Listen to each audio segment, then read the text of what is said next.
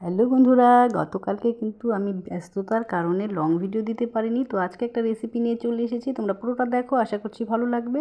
তো প্রথমে দেখো, এখানে আমি মটর ডাল গতকালকে ভিজিয়ে রেখেছিলাম, সেটা শিলনোড়ায় ভালো করে পেস্ট করে নিয়েছি, একদম মিহি করে। তাতে আমি কালো জিরে, লঙ্কা, আদা বাটা, হলুদ, লবণ সব দিয়ে মেখে এই যে ছোটো ছোটো করে ডালের বড়াগুলো ভাজবো। তো উল্টে পাল্টে ভালো করে কম আঁচে ভেজে নেব, যেন ভেতরেও ভালোভাবে সেদ্ধ হয় আর ভাজাটা হয়।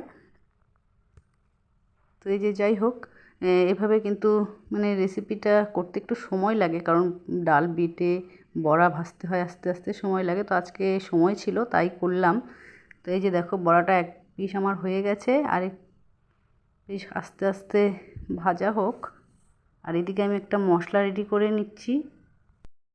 তো এই রান্নার জন্য যে মশলাটা আমি ব্যবহার করব, সেটা আমি নিয়ে নেব কাঁচা লঙ্কা, আদা আর পোস্ত। ভালো করে আমি শিলনোড়াতেই বাটবো, যেহেতু অল্প মশলা, পাটাতে বাটলে কিন্তু ভালো হয়। তো বড়াগুলো ভেজে নামিয়ে নিয়েছি, আর বড়া ভাজা তেলেই কিন্তু আমি দিয়ে দিয়েছি গোটা জিরে ফোড়ন, আর টুকরো করে কেটে রেখেছিলাম আলু, ধুয়ে রেখেছিলাম, সেটা কড়াতে দিয়ে দিয়েছি। আলুটা একটু ভাজা ভাজা হলে তারপর কিন্তু আমি ঝিঙ্গাটা দেবো।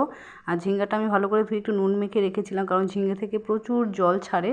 তো তারপর নুন মেখে রাখার পর জলটা ছেড়েছে, তারপর কিন্তু আমি ঝিঙ্গেটা দিলাম। তো ভালো করে ভেজে নেব কম আঁচে, আর নুন হলুদটা পরিমাণ মতো দেবো। তো যাই হোক, ভাজাটা হয়ে গেছে। এবারে আমি যে মশলাটা করে রেখেছিলাম পোস্ত বাটাটা, সেটা দেব। একটু ঝাল ঝাল করলেও ভালো লাগে, আবার অনেকে ঝাল খেতে পছন্দ করে না, মিষ্টি মিষ্টিভাবে ভালো লাগে। আসলে আমি ঝিঙ্গা পোস্তটা করি বেশি। তো আজকে ভাবলাম এই বড়া দিয়ে একটা রেসিপি করি, আর বন্ধুদের সাথে একটু শেয়ারও করি। তো এই যে ভালো করে দেখো কষিয়ে নেব মশলাটা, যতক্ষণ না পর্যন্ত তেল ছেড়ে আসছে।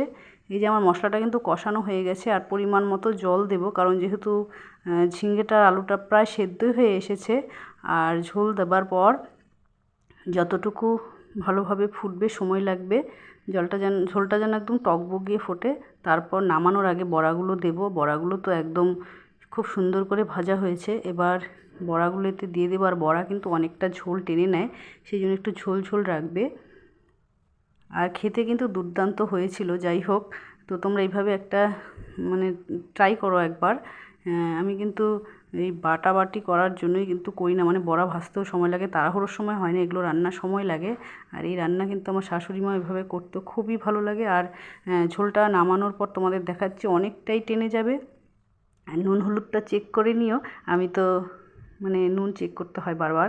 যাই হোক, খেতে দুর্দান্ত হয়েছিল। তো কেমন লাগলো ভিডিওটা, আর কে কে রেসিপিটা খাও বা কে কে করোনি, তাহলে করো একবার।